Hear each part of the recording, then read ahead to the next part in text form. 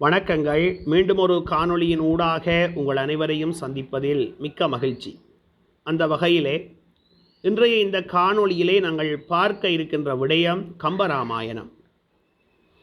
கம்பராமாயணம் 6 காண்டங்களையும் 123 படலங்களையும் 10,500 பாடல்களையும் கொண்டவை.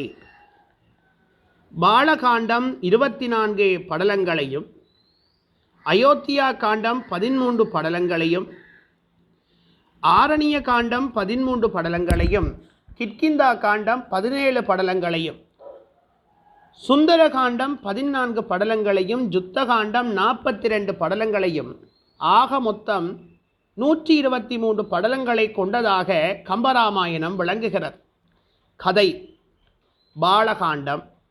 ராவணனை அழிக்க திருமால் மனித அவதாரம் எடுக்கிறார். தசரதன் கோசலை தம்பதியினருக்கு ராமனாக திருமால் பிறக்கிறார். தசரதனுக்கும் கைகேயி மற்றும் சுமித்திரை ஆகியோருக்கும் இலக்குவணன், பரதன், சத்துருக்கன் ஆகியோர் பிறக்கின்றனர். தசரதனுடைய அரண்மனையில் வளர்ந்து வருகின்றனர். ராமனையும் இலக்குவணனையும் விசுவாமித்திரர் தன்னுடைய யாகத்துக்கு காவலாக அழைத்து செல்கிறார். விசுவாமித்திரரின் யாகத்தினை அழிக்க வந்த தாடகை என்னும் அரக்கியை ராமன் கொள்கிறார்.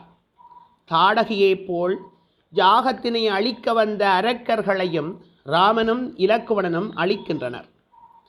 மிதிலைக்கு ராமனையும் இலக்குவணனையும் விசுவாமித்திரர் அழைத்து செல்கிறார்.